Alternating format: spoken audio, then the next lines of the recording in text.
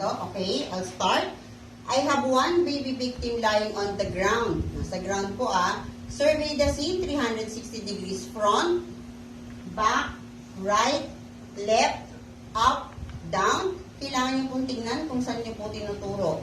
The scene is safe. Kailangan mo kasing malaman kung yung pag-CPR-an mo is safe. Baka mamaya may nalalaglag dyan, may madadagan sa inyo, may tumutulong tubig. Hindi po siya safe. So you have to know if it's safe.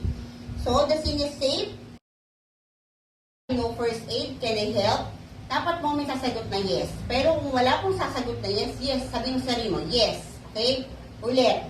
I'm Jane Lagitaw, I know first aid, can I help? Yes. Check responsiveness of the baby. Titingnan mo kung tulog ba talaga siya, wala ba siyang malay, unconscious ba talaga siya. So itataas niyo po yung baan ni baby, papaluin niyo siya 3 beses. Hey baby, are you okay? Hey baby, are you okay? Hey baby, are you okay? The baby is unresponsive, help. Activate medical assistance as I assess the baby.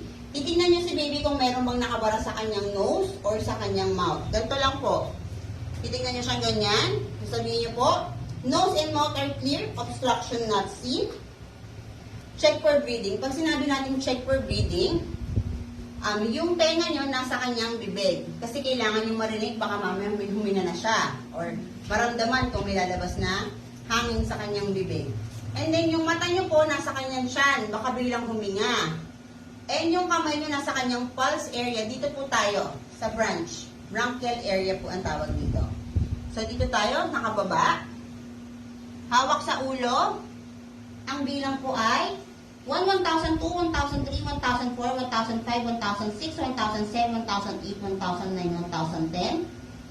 The baby has negative breathing. I'll give 2 initial ventilation. Ano po yung initial ventilation? Mag-blow po tayo.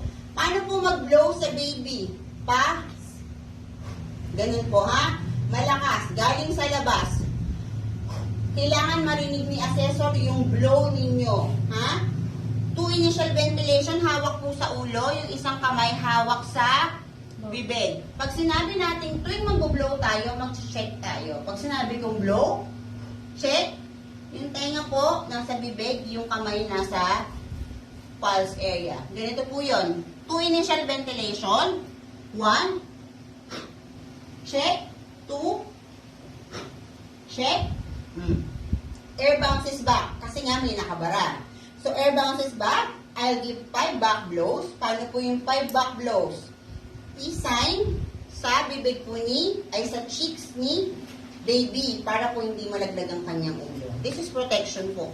Then, yung ibang kamay po sa kanyang katawan, yung isang kamay sa likod, kukunin, gagawin po natin yung football hold. Tawag dito is football hold. Okay?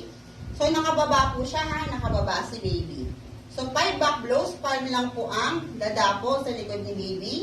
1, 2, 3, 4, 5, and 5 chest thrust. May kita yun sa reviewer. Ganito po hawak. Iikot po natin siya dito, iipit natin. 5 chest thrust. Ito lang po ang pump sa baby. Kung hindi nyo magawa to, gawa kayong ganito.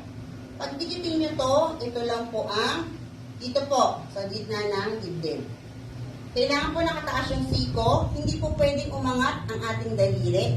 So, pinapush lang natin. So, 1, 2, 3, 4, 5. Lumabas na po yung obstruction ni baby. So, sasabihin mo, obstruction scene. I'll use my small finger to remove the obstruction. Iside niyo po si baby. 1, labas. 2. Check for breathing. Hawakan.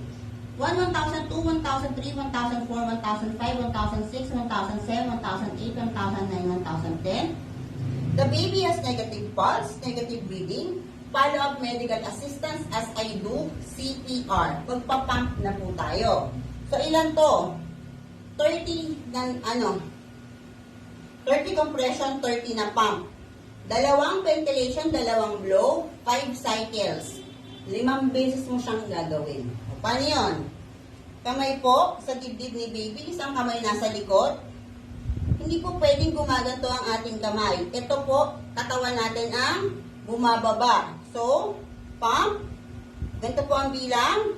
1, 2, 3, 4, 5, 6, 7, 8, 9, 10, 11, 12, 13, 14, 15, 16, 17, 18, 19, 20, 1, 2, 3, 4, 5, 6, 7, 8, 9, and 1.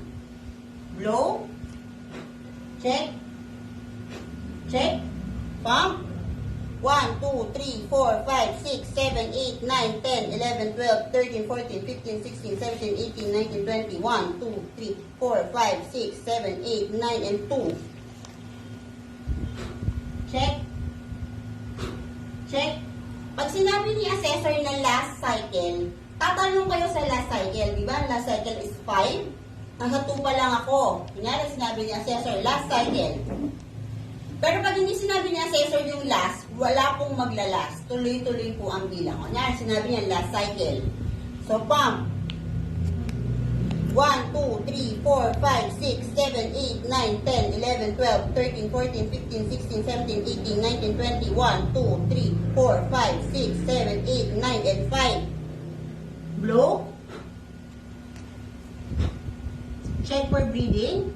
1, 1,002, 1,003, 1,004, 1,005, 1,006, 1,007, 1,008, 1,009, 1,010. The baby has positive pulse, negative breathing, follow-up medical assistance as I do rescue breathing. May pulse na siya kasi nag-CPR na tayo, pero wala pa rin siyang, hindi pa rin siya humihinga.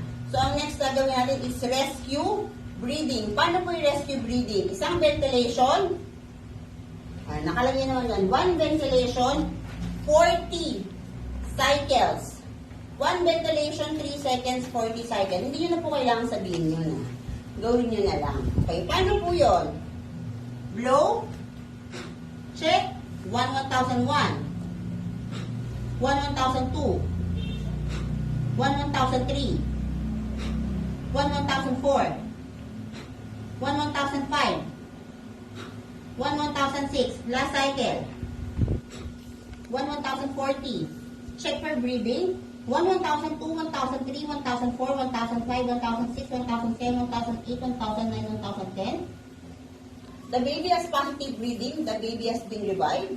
I'll put the baby in recovery position, which is the burping position. Kunin si baby. Burping lang. 1, 2, 3. Baba. Nakalagay naman dyan. Monitor vital signs from head to toe. From head to toe. No deformity, no contusion, no abrasion, no pain. The baby has been revived.